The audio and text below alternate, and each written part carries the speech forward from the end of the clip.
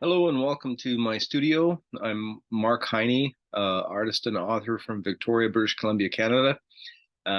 This is video number 8 in my Elements of Painting uh, video series based on a list of uh, elements of painting that I put together.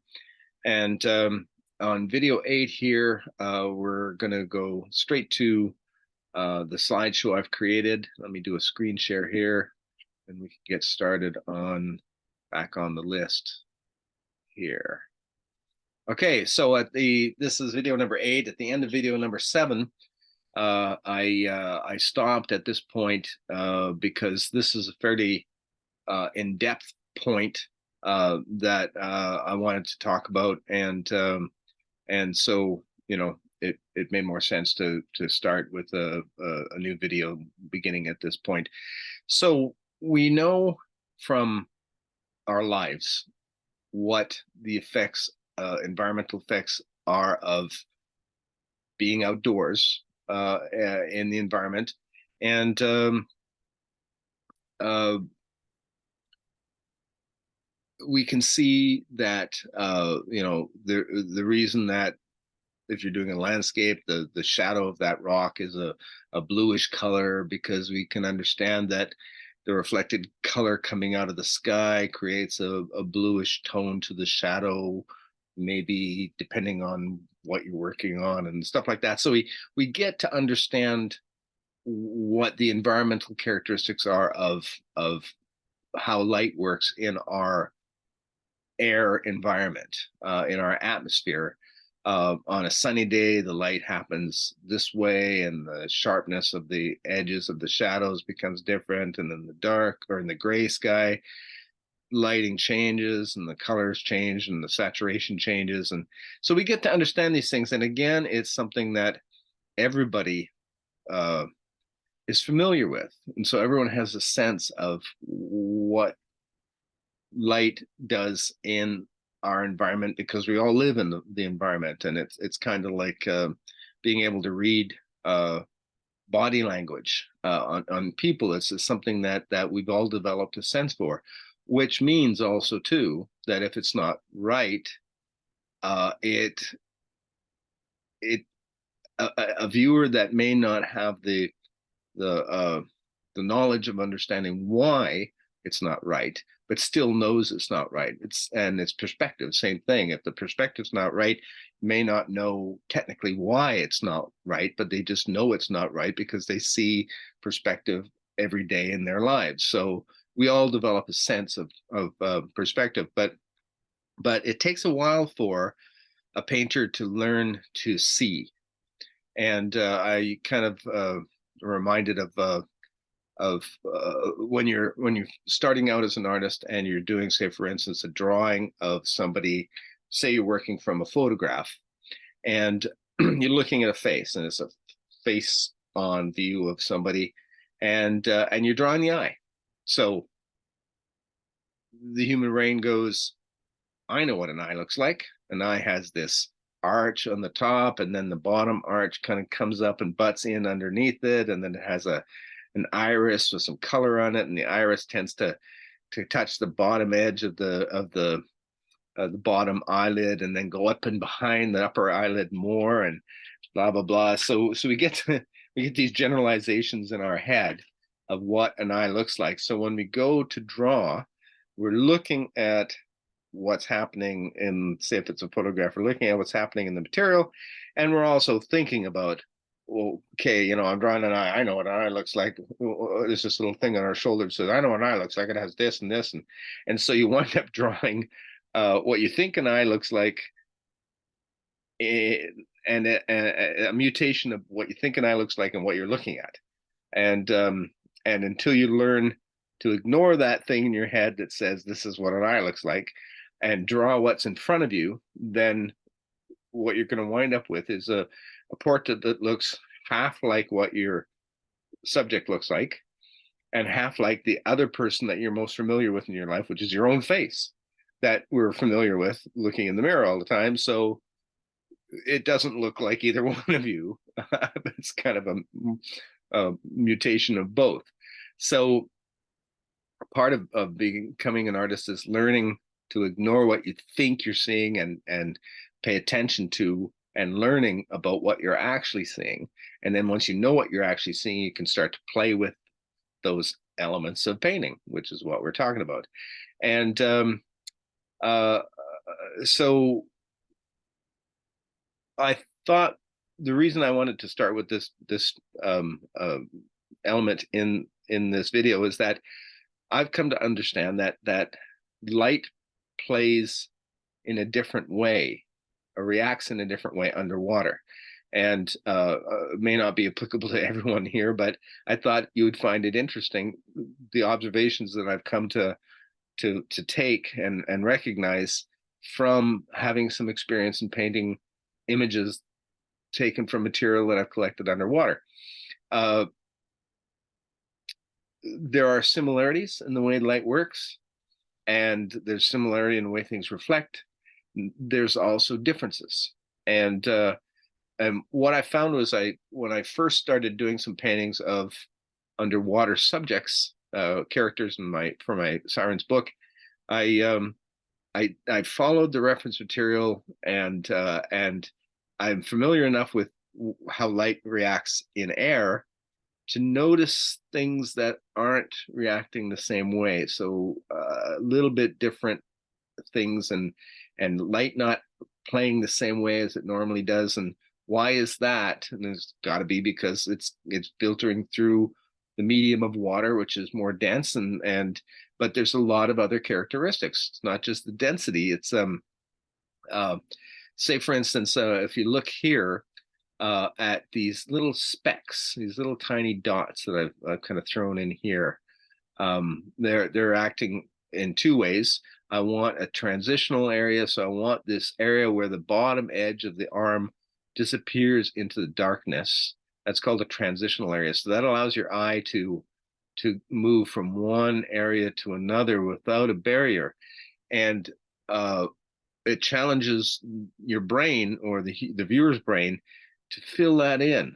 The brain knows that there's an edge of the arm there, but that it can't be seen, so it creates a point of interest, and the human brain tries to find that edge, and it creates a point of interest. But and so by putting this suspended particulate. The water is full of suspended particulate, little bits of marl and dust and little planktons and weed and whatever it is that is broken down, and it's suspended in the water column because it may be buoyant or it may be stirred up from movement, but it's suspended in the water column. So by having that in the foreground, it kind of obscures that bottom edge of the arm and helps with that transition. It also creates a little sense of depth of field too, because it's in front of, so it pushes that arm back. But the most important thing that the suspended particulate does is that the light in this painting, oddly enough, is coming from top left and down towards bottom right. But underwater, light tends to come through in shafts because the wind-driven riffles on the surface are breaking it up, and it can come through in shafts. I've used that in some paintings. It certainly comes through in shafts. They may not be visible, but you can see that it breaks up the smooth lighting on the surface and makes everything infinitely more complicated to paint, but also more rewarding and interesting to see. And there's other aspects to it as well. But the suspended particulate, as the light comes in from the top left here, it strikes all these little things that are floating in the water, and those objects reflect light back into the back edges of things. So reflected light tends to glow underwater, and the light that's reflected from this light object here onto the back edge of the arm, uh, it actually lights up some of that particulate, which creates kind of a glow type of feeling.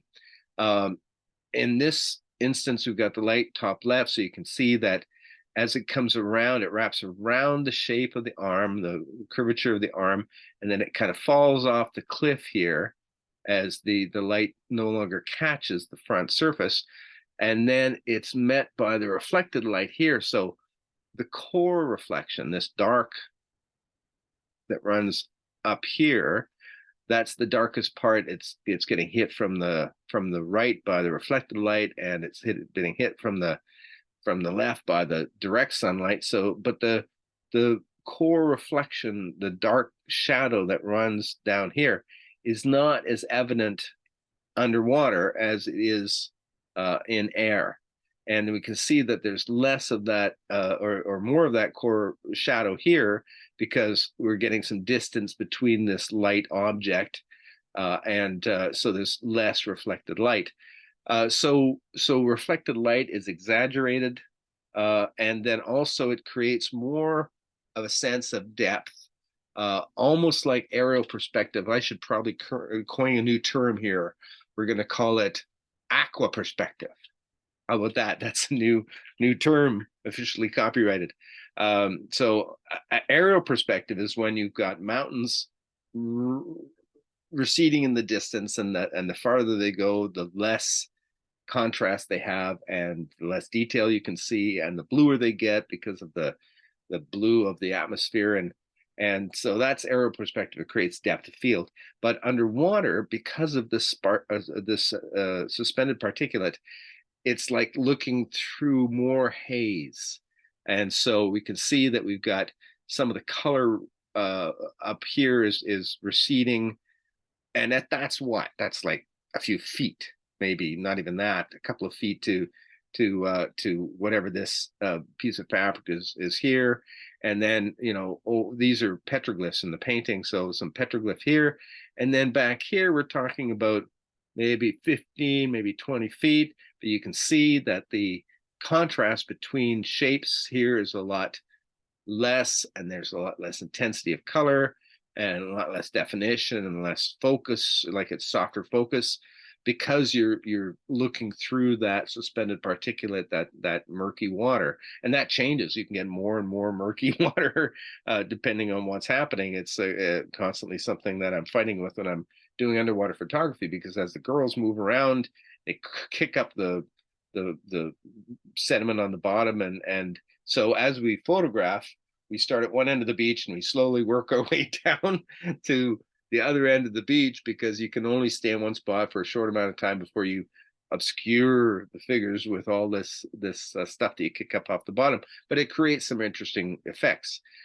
So again, with underwater situations, there's the broken light, there's suspension of gravity, and there's motion on multiple levels. So for suspension of gravity, let's start there. We've got this piece of fabric that kind of curls off here, and a kind of a thing that comes off the costumes and flows across here. We've got suspension of gravity in the hair that's floating, and some other things happening there.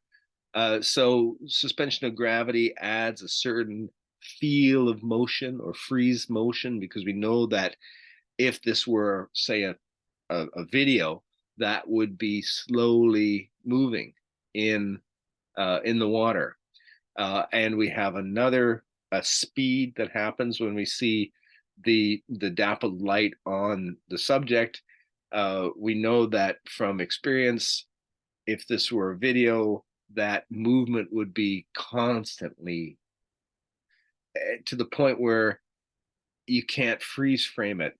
If you see it in a video, you can't lock any one moment still like you can if you're painting or in photography. You can freeze that movement of water, but we know it's from experience, it's incessant, that movement. So it's quite a rapid sense of motion that's been frozen. So this is implied movement as opposed to effects that soften edges and create a motion effect. This is implied movement that's captured within a still image.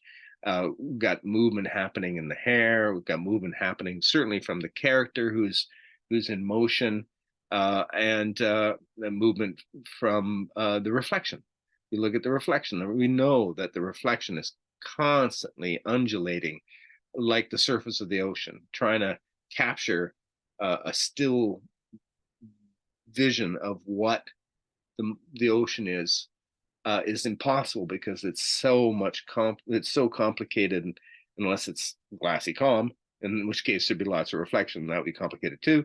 So it's really there's multiple levels of motion happening underwater that creates, and it's implied motion, so it creates a visual interest. There's slow motion, there's some fast motion, and so it's kind of fun to play with. So after painting underwater imagery for a while, you start to recognize the environmental characteristics of that location, and then you can start to play with them.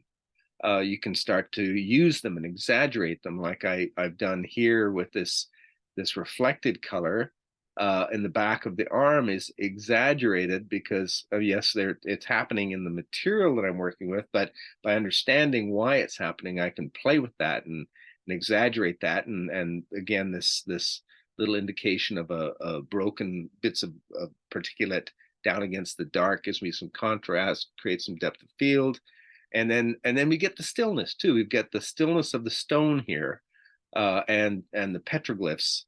So this in terms of the storyline is about one of the characters finding these petroglyphs, and the painting title is called Cipher, not understanding what the message is carved into the stone, but what's important about the stone is not what the message is, but the fact that the question is who carved it. It's underwater. So that is the intent of the painting, is she can't decipher the meaning of the petroglyphs, but that's not as important as who carved them, which becomes the primary point of interest in the storyline. So anyway, that's environmental characteristics. The more you can understand what's happening with the light in your material, the more you can play with that and use that as a tool to make some emphasis or de-emphasize things and give yourself a focus. Like in this particular image here, we've got a kind of a bolt of light that's coming straight down through here.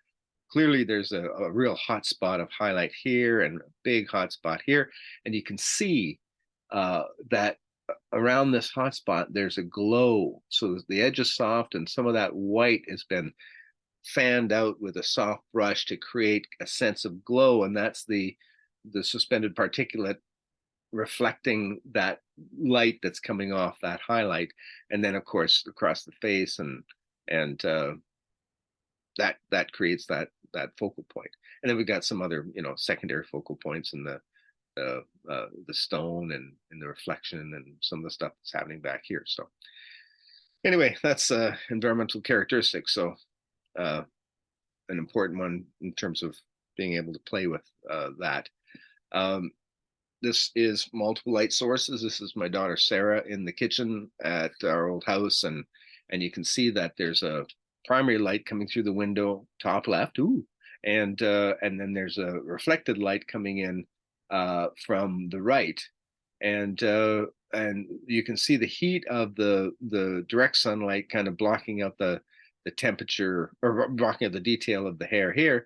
But then this, even though it's on the left, it's out of the direct sunlight, so it comes in blue because we're getting the blue light coming in from the window that's in shadow, and that's the atmospheric blue from the sky color coming in, and and so understanding that, I can start to play with that, and we've got a fair amount of blue in the reflected color here, and in some of the hair, and certainly in the white of the eye, the back of the arm here, and of course the front here. And then look at the reflected light from the bottom of this orange cup, and the orange cup is glowing because it happens to be catching a little bit of light, so we're getting some effect of transparency there. And then all this light is washing into the hand, so the back of the fingers back edge of the fingers is picking up that orange light, and of course the orange and reddish colors are complementary colors to the blue. So you're getting a discord where you're putting the blue and the orange together, and they create a discord of energy that makes each one more intense because they're against their complementary colors. So there's that effect. And look at the light on the palm of her hand here is the same color as the cup. And so you can play with all this stuff and knock in a few more reflected highlights and things like that that aren't really in the material, and reflections on things or a little bit of highlights here and there that you can play with once you understand the light sources. So multiple light sources, good thing to consider. This is color temperature. This is a little bit of a playing with color temperature. This is a bit of a challenge to the norm because warm colors advance and cold colors recede, and we can use that play on colors to create depth in the painting. And in this case, I've reversed that where I've got the warm colors in the distance, the focal point in the distance, and the foreground is all cool colors. So it creates a reversal, but it makes it interesting because you've got all this lead up. So almost really when you look at this painting, you come in from the bottom, even though the light's coming from top left. Come in from the bottom and you follow through this cold light, which should be the distance, but it's the foreground, and it leads you up to the focal point, which has this warm color. This is my boat on the right here, and this is down at Oak Bay Marina in the evening and the sunset. So we've got some interesting kind of orangey, mustardy color in the background where the trees in the distance have lost their detail, and they're getting some of that sunlight that creating a kind of a weird warm color in the distance. But anyway, it's a fun thing to play with, color temperature. So certainly something to consider in your work. And reflected light in this painting. What are we doing for time? Getting close. This is a painting that is all about reflected light. This is actually quite a small painting, a 10 by 10, no, 20 by 20 centimeter painting that went over to the Museum of Modern Art in Barcelona for a show with the Galleria Arti Libre group. And it was over there for, oh man, a couple of years and traveled around to a bunch of different locations. But the organization was celebrating their 20th anniversary. And so they asked artists that are associated to work on something 20 by 20 centimeters. So the show was all the same size paintings, and there was 180 of them or something like that. So anyway, it was kind of fun. It was gone for a long while, and eventually I got it back, but it saw a lot more travel than I did in the last few years. So in this painting, we've got the sunlight coming from pretty much the top, maybe a little bit top left. And so the direct sunlight is really secondary. and the reflected light is the majority of the painting. So we've got some sunlight coming in on the top. We've got a few little wisps of hair catching some light. And then we've got some sunlight coming through the hair, creating a little bit of glow and reflected light, and certainly reflecting light coming up on the bottom lip of the edge of the lip and the nose here. And then and that's from the white, the primary light source. And then we've got the reflected light coming in from the left, and you can see the highlight here coming in from that reflected light, a little bit of light coming on the shoulder, but there's a lot of blue and purple and orange here, and the light coming up from the hair is reflecting in the brow, and we have a little bit of blue here and there. So this painting is really about reflected light, and I think that's what makes it interesting. The background of a kind of an abstracted, I wanted something that would be kind of unrecognizable, but at the same time, the green is complementary to the orangey red, so it's a muddy green, but it makes the red pop because of the contrast, complementary color contrast and discord. So all these things that are intentional to create a certain effect. But again, if you know the elements, you can play with them. And I think that's pretty much it for uh, this video in terms of time.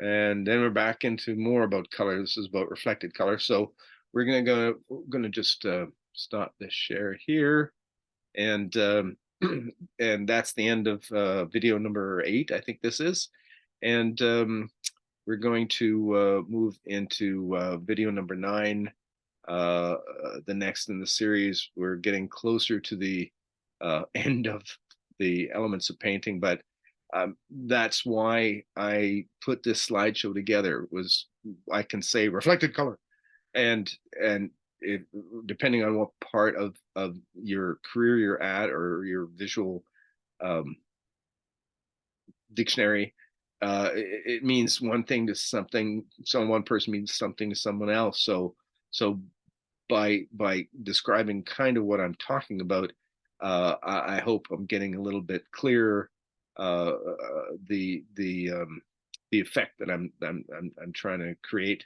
when I'm stating these terms. So thanks again for tuning in, and hopefully we'll see you back here for video number 9. Thanks a lot. Take care.